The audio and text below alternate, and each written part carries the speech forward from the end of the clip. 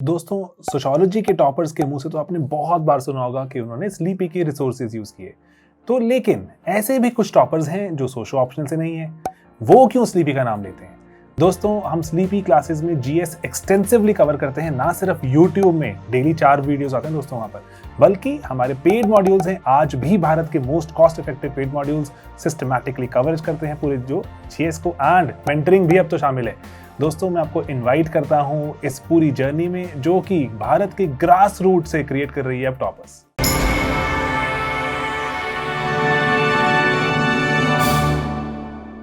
Hello everyone, नमस्कार। मेरा नाम गगन सिंह मीना है। इस वर्ष यूपीएससी सीएसई 2022 का जो रिज़ल्ट आया है उसमें मुझे 120वीं रैंक प्राप्त हुई है। इससे पहले लास्ट ईयर मुझे 592वीं रैंक प्राप्त हुई थी और भारतीय पुलिस सेवा आईपीएस हरियाणा काडर आवंटित हुआ था। मैं आपके सामने यूपीएससी सिविल सर्विस एग्जामिनेशन में बेहतर आंसर राइटिंग कैसे करें उसके संबंध में आपसे चर्चा करूंगा, क्योंकि आंसर राइटिंग का एग्ज़ाम में एक बहुत बड़ा योगदान रहता है। मेंस के जितने भी पेपर होते हैं उसमें हम कैसे अच्छा प्रदर्शन करें, ये सारी चीज़ हमारी आंसर राइटिंग की रणनीति के ऊपर डिपेंड करती है। तो आइए आंसर राइटिंग के ऊपर हम बात करें। आंसर राइटिंग के अंतर्गत जैसे ही हम जीएस के 4 पेपर्स होते हैं उसमें जैसे ही हम पेपर देखते हैं और जब हम लिखना स्टार्ट करते हैं तो सबसे पहले हम क्वेश्चन को अच्छे से पढ़ें कि क्वेश्चन में क्या पूछा गया है, और उसके जो टेल वर्ड होते हैं उनका भी काफ़ी बड़ा योगदान रहता है। जैसे क्वेश्चन में डिस्कस, क्रिटिकली एग्जामाइन, कमेंट, ये जितने भी सारे टेल वर्ड होते हैं उन सब का अलग अलग महत्व होता है। जैसे अगर डिस्कस लिखा हुआ है तो उसका महत्व है कि जो भी क्वेश्चन के अंतर्गत हमसे पूछा गया है उसके पॉजिटिव पक्ष और उसके जो नेगेटिव पक्ष है उनके ऊपर हम बेहतर चर्चा करें। इसके साथ ही एग्जामाइन है, एग्जामाइन में भी हम उसके पॉजिटिव और नेगेटिव दोनों को लिख सकते हैं। इसके साथ अगर कमेंट लिखा गया है तो उसके अंतर्गत जो लाइन दी हुई है उसी लाइन को हमें अच्छे से डिस्क्राइब करना है। आंसर राइटिंग के अंतर्गत जनरली 3 पार्ट होते हैं। पहला इंट्रोडक्शन है, उसके बाद बॉडी है और तीसरा कंक्लूजन होता है। इंट्रोडक्शन के लिखने के अलग अलग तरीके हैं जो अलग अलग पेपर के ऊपर भी डिपेंड करते हैं। जैसे अगर कोई क्वेश्चन जीएस1 की सोसाइटी का क्वेश्चन है तो वहाँ पे हम कोई रिपोर्ट या फिर कमेटी के माध्यम से इंट्रोडक्शन लिख सकते हैं। अगर क्वेश्चन जीएस पेपर 2 या फिर पॉलिटी का क्वेश्चन है तो सुप्रीम कोर्ट के आर्टिकल्स के माध्यम से हम लिख सकते हैं। जैसे इस बार राष्ट्रपति और उपराष्ट्रपति के 2 क्वेश्चन आए थे तो उनमें भारतीय संविधान के कौन से अनुच्छेद में राष्ट्रपति का प्रोविज़न है और कौन से अनुच्छेद में उपराष्ट्रपति का प्रोविज़न है, इसके माध्यम से मैंने अपना आंसर स्टार्ट किया था। जैसे कैग 148 आर्टिकल में आता है तो हम 148 आर्टिकल के माध्यम से उसका इंट्रोडक्शन स्टार्ट कर सकते हैं। इसके साथ साथ ही इंट्रोडक्शन में जैसे कोई डेफिनेशन हमको लिखनी है तो हम खुद की डेफिनेशन लिखने की बजाय कुछ इंटरनेशनल ऑर्गेनाइजेशन है, जैसे वर्ल्ड बैंक है, इंटरनेशनल लेबर ऑर्गेनाइजेशन है, वर्ल्ड इकोनॉमिक फोरम्स है, इनकी डेफिनेशन लिख सकते हैं। उदाहरण के लिए जैसे सेल्फ हेल्प ग्रुप के बारे में डेफिनेशन अगर लिखनी हो तो हम खुद की डेफिनेशन लिखने के बजाय वर्ल्ड बैंक ने इसके संबंध में जो डेफिनेशन दी है उस डेफिनेशन को लिखें तो उसका ज़्यादा प्रभाव होगा। इंट्रोडक्शन को लिखने के लिए इसके साथ साथ ही हम उस कंटेक्स्ट के ऊपर बात कर सकते हैं, डेफिनेशन लिख सकते हैं, कोई रिपोर्ट या फिर कमेटी या फिर डेटा के माध्यम से कर सकते हैं, और इसके साथ साथ ही हम उसको परिभाषित भी कर सकते हैं। इंट्रोडक्शन को और बेहतर बनाने के लिए हम इसमें कोई सुप्रीम कोर्ट ने इस संबंध में कोई कोटेशन कही गई है, प्रधानमंत्री ने इस संबंध में कोई बात कही गई है, उसका भी हम जिक्र कर सकते हैं। लेकिन ये ध्यान रखें कि इंट्रोडक्शन हमारा 3 से 4 लाइन से ज़्यादा नहीं होना चाहिए, क्योंकि इंट्रोडक्शन के अंतर्गत वो सारी चीज़ भी इसके अंतर्गत शामिल होनी चाहिए कि जो हमारे क्वेश्चन है उसको अच्छे से और एक बेहतर ढंग से इंट्रोड्यूस करें। आइए अब हम जो मेन पार्ट है बॉडी, उसके संबंध में बात करते हैं। तो बॉडी को हम जनरली अगर 10 मार्क्स का क्वेश्चन है तो उसको हम 2 पार्ट में डिवाइड कर सकते हैं। पहले पार्ट्स में हम उसके पॉजिटिव या फिर नेगेटिव पक्ष के बारे में लिख सकते हैं। अगर 15 नंबर का क्वेश्चन है तो उसे हम 3 पार्टों में डिवाइड करिए और प्रत्येक पार्ट में लगभग 5-5 पॉइंट लिखने की कोशिश करिए। मैं जनरली यही करता था कि 10 मार्क्स का क्वेश्चन है तो उसके अंतर्गत 10 पॉइंट लिखो, और 15 मार्क्स का अगर क्वेश्चन है तो उसके अंतर्गत हम 15 पॉइंट लिखने की कोशिश करनी चाहिए। बॉडी को और कैसे हम बेहतर बना सकते हैं, तो इसके लिए सबसे ज़्यादा ज़रूरी होता है कि हम आंसर के अंतर्गत अपना कैसे वैल्यू एडिशन करें। तो इसके लिए हम data, flow chart, facts, case studies, supreme court के जजमेंट, संविधान के आर्टिकल्स, इंटरनेशनल रिपोर्ट्स, अलग अलग कमेटीज़, अलग अलग कमीशंस, पाई चार्ट्स, ग्राफ्स, और अगर कोई इंटरनेशनल या फिर नेशनल पर्सनालिटी ने उसके संबंध में कोई बात कही गई हो, जैसे फाइनेंस मिनिस्टर, प्रधानमंत्री जी, राष्ट्रपति, चीफ जस्टिस ऑफ इंडिया, इन सारी चीज़ों को हमें अपने आंसर में शामिल करने की कोशिश करनी चाहिए।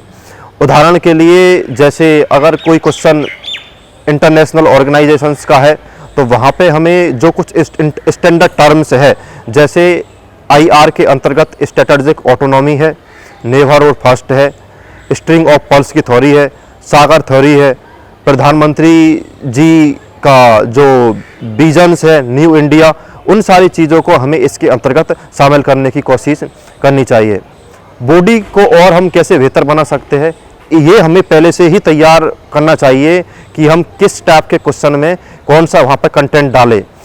एग्जाम्पल के लिए जैसे अगर कोई क्वेश्चन एनर्जी का क्वेश्चन है, चाहे वो रिन्यूएबल एनर्जी हो या फिर ग्रीन एनर्जी हो, तो सबसे पहले हमें एक पाई चार्ट के माध्यम से इंडिया की कोयला के माध्यम से, गैस के माध्यम से और रिन्यूएबल एनर्जी में सोलर, विंड या फिर हाइड्रो है, उनके माध्यम से कितना एनर्जी का परसेंटेज है वो एक हम पाई चार्ट बना के अच्छे से उसमें दिखा सकते हैं।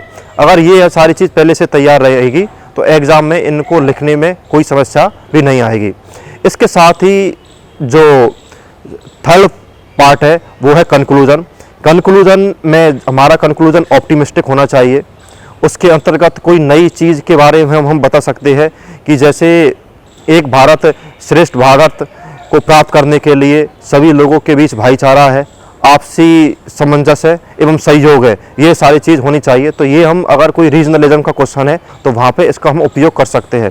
इसके अलावा अगर कोई कोट्स है, उस कोट्स का भी हम उपयोग अपने आंसर को और बेहतर बनाने के लिए कर सकते हैं। कोट्स में जनरली हम जैसे महात्मा गांधी है, अम्बेडकर है, नेशनल मंडेला है और दलाई लामा है, जैसे कोट्स का प्रयोग मैंने GS पेपर 4 जो इथिक्स होता है उसके आंसरों को लिखने में उपयोग किया था। इसके अलावा प्रधानमंत्री जी के द्वारा मन की बात में काफ़ी अच्छी केस स्टडीज़ के बारे में भी जिक्र किया जाता है, तो उन सारी केस स्टडीज़ का उपयोग भी हम अपने जो कंक्लूजन है उसके अंतर्गत कर सकते हैं। कंक्लूजन में अगर क्वेश्चन के अंतर्गत अगर हमसे चैलेंजेस पूछे गए हैं तो चैलेंजेस को समाधान करने के लिए हम क्या वे फॉरवर्ड हो सकते हैं उसका भी हम बात कर सकते हैं। इसके साथ साथ ही सरकार की स्कीम्स है, पॉलिसीज़ है और जो प्रोग्राम्स है अभी सरकार ने चलाए गए हैं उनको हम बताते हुए और क्या क्या करने की ज़रूरत है वे फॉरवर्ड के माध्यम से हम अपने कंक्लूजन को और एंड कर सकते हैं। ये हो गया कि आंसर राइटिंग में जो एक बेसिक्स थीम्स क्या क्या होती है, लेकिन आंसर राइटिंग के लिए सबसे ज़्यादा ज़रूरी होता है कि हम कितनी अधिक प्रैक्टिस करते हैं। तो ये प्रैक्टिस हमें पहले खुद के लेवल पे करनी होगी, उसके अलावा हम मॉक टेस्ट के माध्यम से कर सकते हैं और प्रीवियस ईयर क्वेश्चन के पेपर्स के माध्यम से कर सकते हैं। मैंने क्या किया था कि सबसे पहले मैंने UPSC के जो प्रीवियस ईयर क्वेश्चन पेपर है उसको सिलेबस वाइज देखा कि कौन कौन से क्वेश्चन से है, किस टाइप के क्वेश्चन पूछे जा रहे हैं, तो उन क्वेश्चनों को लिखना और अपने जो एक या दो जो फ्रेंड्स थे उनके माध्यम से मैं चेक करवाता था तो कहाँ कहाँ पे हम उसको और इम्प्रूवमेंट कर सकते हैं। तो वो आंसर के जो पास में जो स्पेस होता है, जैसे UPSC की आंसर शीट होती है उसी टाइप की आंसर बुकलेट में आंसर लिखने की कोशिश करता था। पहले मैंने एक एक क्वेश्चन से अपना आंसर लिखना स्टार्ट किया तो उस क्वेश्चन लिखने में मुझे लगभग स्टार्टिंग में 20 से 25 मिनट लगती थी, लेकिन धीरे धीरे जब आंसर लिखना स्टार्ट किया, पहले एक क्वेश्चन लिखा, उसके बाद 2-3 महीने के बाद 2-2 क्वेश्चन लिखना स्टार्ट किए, तो धीरे धीरे जो टाइम था वो कम होता चला गया और आंसर की जो क्वालिटी है वो इम्प्रूव होती चली गई। तो आप भी सबसे पहले खुद के लेवल पर आंसर राइटिंग करिए, अपने 1-2 दोस्तों से उसको चेक करवाइए, उसके बाद कोई आप मॉक टेस्ट सीरीज भी ज्वाइन कर सकते हैं और UPSC के जो प्रीवियस ईयर क्वेश्चन पेपर हैं उनको अच्छे से एनालिसिस कर सकते हैं। इस बार मैंने आंसर राइटिंग के लिए UPSC के जितने भी प्रीवियस ईयर क्वेश्चन पेपर थे उनका खुद से अपना सॉल्यूशंस बनाया था और कैसे कैसे उनको और इंटर रिलेटेड कर सकता हूं, कहाँ कहाँ पे data, facts, reports, committee, supreme court के जजमेंट्स, डायग्राम्स, फ्लो चार्ट्स, ये कहाँ कहाँ पे मैं ऐड कर सकता हूँ, ये सारी मैंने ऐड करने की कोशिश की थी। इसके साथ ही जैसे आंसर राइटिंग में सबसे पहले ज़रूरी होता है कि आपके पास एक बेहतर कंटेंट हो। कंटेंट अगर आपके पास अच्छा होगा तो आप उसमें एक अच्छी चीज़ आंसर के अंतर्गत लिख पाओगे। अगर आपके पास एक बेहतर कंटेंट नहीं है और अभी आप स्टार्टिंग में ही आंसर राइटिंग स्टार्ट कर देते हो तो उसका इतना कोई फ़ायदा होने वाला नहीं है। तो सबसे पहले आपके पास कंटेंट हो, तो कंटेंट आप मैंने तो जो यूपीएससी के लिए जो बेसिक स्टैंडर्ड बुक थी वहाँ से तैयार किया था, और इसके अलावा इंटरनेट के माध्यम से एग्जाम्पल्स वो भी तैयार किए थे।